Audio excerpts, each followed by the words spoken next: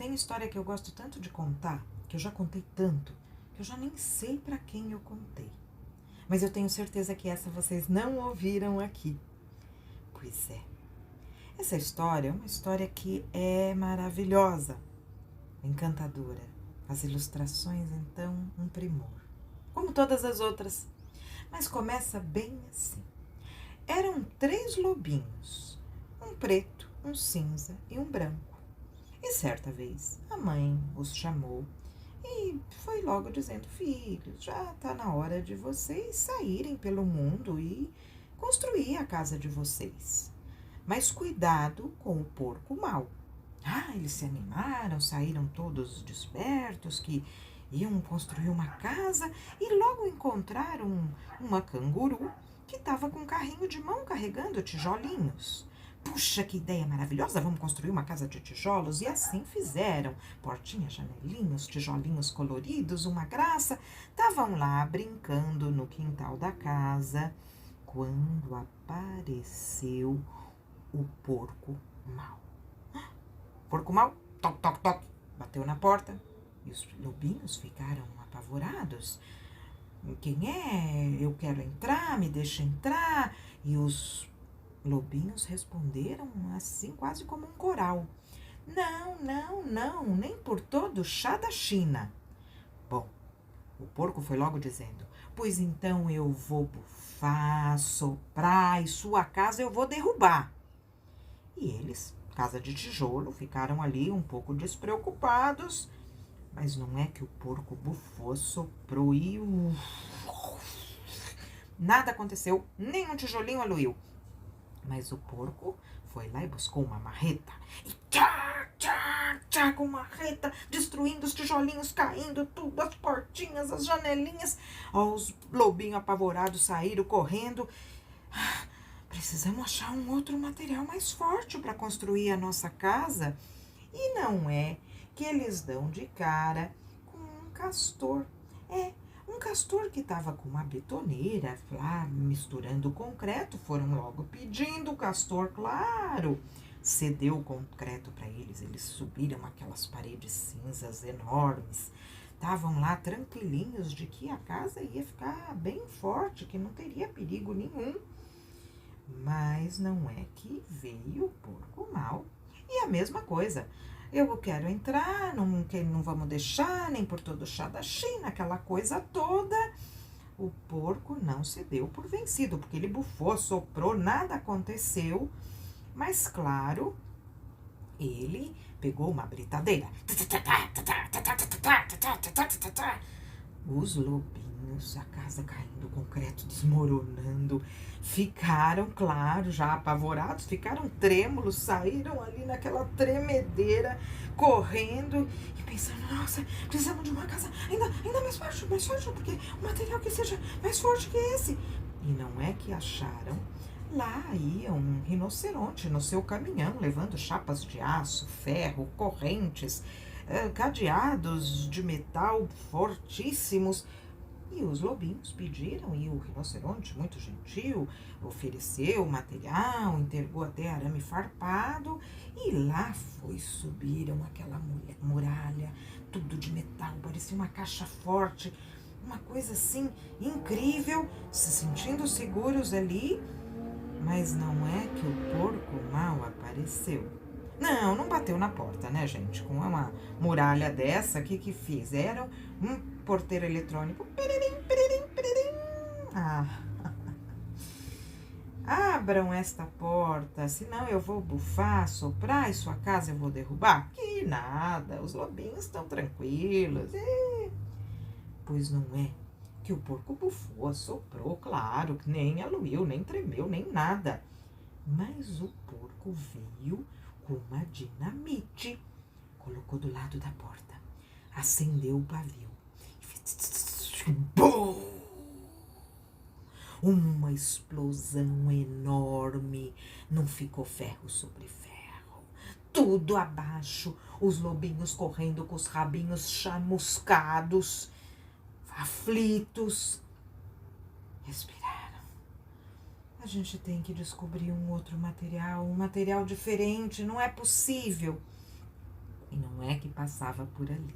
Com um carrinho de mão, um flamingo, carrinho cheio de flores. Pediram as flores e, claro, ganharam as flores e construíram uma casa tão delicada, o telhado de girassóis, o chão de margaridas, as paredes de flores de cerejeira, de cravos, de rosas. Tinha até Vitória Régia na banheira, um copo de leite em cima da geladeira. Um primor de casa. Lá brincavam no quintal, pulavam amarelinha, no jardim, uma beleza. Lá vem o porco. Mas cadê Campainha? Tinha um brinco de princesa. Blim, blim, a delicadeza daquela flor, aquela cor. E quando ele fala de entrar e é negado, ele fala que vai bufar e ele respira profundamente.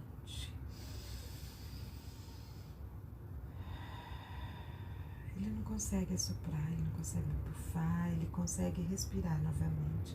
Porque aquele perfume deixa ele inebriado, deixa ele encantado. São as cores, são a suavidade, a delicadeza.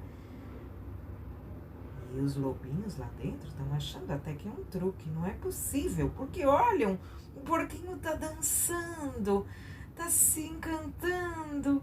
Tá com um sorriso enorme.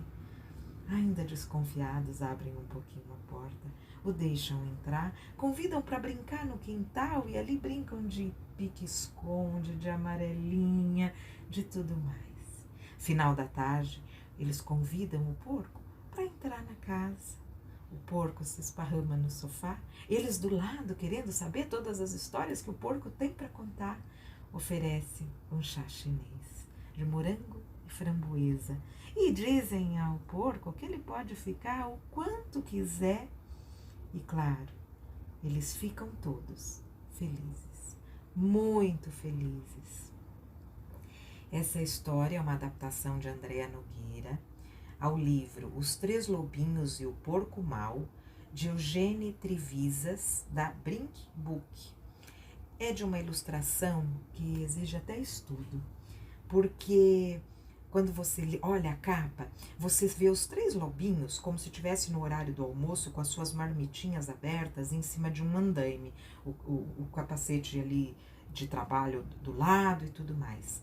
Mas se você vai na quarta capa, ou seja, abre o livro por inteiro, você vê o lobo, o porco, subindo numa escada, já chegando, se aproximando do andaime.